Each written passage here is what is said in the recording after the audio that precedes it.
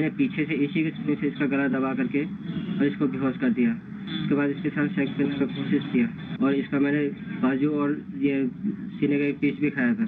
तो ये जो वीडियो आपने अभी देखी है वो सुरेंद्र कोहली की है, जो कि निठारी केस में पकड़ा गया था 2006 में, और उसी पर सेक्टर 36 मूवी बनी है। कोर्ट ने फाइनली रिलीज कर दिया है कि जो भी मर्डर्स, सीरियल किलिंग्स हुई थी वहां पर निठारी में, उसमें सुरेंद्र कोहली का कोई हाथ नहीं है, ऐसा सुप्रीम कोर्ट का मानना है। And it all happened due to lack of evidence. तो जब इंटरनेट के लोगों को ये न्यूज पता चली कि सुप्रीम कोर्ट ने इस सीरियल किलर को रिहा कर दिया है, तो दो नैरेटिव के साथ वो जंग के मैदान में उतर गए। पहला, बीजेपी रेपिस्ट सबको रिलीज कर देती है, और दूसरा केस का जजमेंट जिस बेंच ने सुनाया है उनमें से एक जज जस्टिस बी आर गवई हैं, वही जस्टिस बी आर गवई जिनका स्टेटमेंट हाल ही में आया था कि विष्णु जी के बारे में, एंड फिर उन पर जूता भी मारा गया था। तो लोगों ने ये नैरेटिव बना लिया कि बी आर गवई और सुरेंद्र कोहली दोनों की कास्ट सेम है। सो समझ रहे हो यहाँ पे क्या चल रहा है? तो वेल, उनसे मैं कहना चाहूंगा कि नहीं समझ आ रहा है क्या चल रहा है, क्योंकि निठारी केस के जो विक्टिम्स हैं वो भी तो सेम ही कास्ट के हैं, वो भी वही मजदूर, साफ सफाई वाले कर्मचारी हैं। तो ऐसा क्या है कि 15-20 वही सेम कास्ट की फैमिलीज के बजाय जस्टिस गवई एक अकेले इंसान की तरफदारी कर लेंगे? तो ये तो काफी बेवकूफ सा नैरेटिव है। दूसरा है कि बीजेपी का हाथ है इसमें। केस शुरू हुआ था 2006 में, जब मुलायम सिंह की सरकार थी, सपा की, और उस टाइम पर भी उनकी सरकार पर यही सवाल उठे थे कि तुम बायस्ड हो, तुम करप्ट हो, इसलिए ये केस ढंग से सॉल्व नहीं कर रहे हो, which was right at the time, क्योंकि पुलिस ने एकदम ही नकार दिया था इस केस को, जबकि ये केस करीब दो ढाई साल पहले ही खुल जाना चाहिए था। तो कहने का मतलब ये है कि ये दोनों ही नैरेटिव जो भी फैला रहा है उससे 10 कदम की दूरी पर रहो, क्योंकि द एक्चुअल रीजन इज कि पुलिस ने जब एविडेंस कलेक्ट किए तो उन्होंने प्रोसीजर्स ढंग से फॉलो ही नहीं। इवन सीबीआई भी जब इन्वॉल्व हुई तब भी नहीं। एक बड़ा रीजन जो है कि ये केस पूरी तरह से सुरेंद्र कोहली के खुद के कन्फेशन पर टिका हुआ था, और जब सीबीआई इस कन्फेशन को कोर्ट में लेकर गई तो कोर्ट ने उनसे कहा कि ये तो एडिटेड सीडी है, आप मुझे ओरिजिनल मेमोरी कार्ड ला कर दो जिसमें ये सेव है, जो कि सीबीआई के पास था ही नहीं और किसी को नहीं पता कि वो कहां गया। इसके अलावा भी बहुत सारे रीजन हैं जो कि आपको यूट्यूब वीडियोस में नहीं मिलेंगे, क्योंकि जिसने भी आज तक ये केस अपने यूट्यूब चैनल पर कवर किया है, या तो उसने बहुत फॉल्स इन्फॉर्मेशन के साथ कवर किया, क्योंकि ट्रेंड में आया था ये जब सेक्टर 36 रिलीज हुई थी, तो उन्हें जल्दी जल्दी निकालना था, और जल्दी ये वीडियो बनाना पॉसिबल है ही नहीं, क्योंकि इसकी जो जजमेंट कॉपी है वो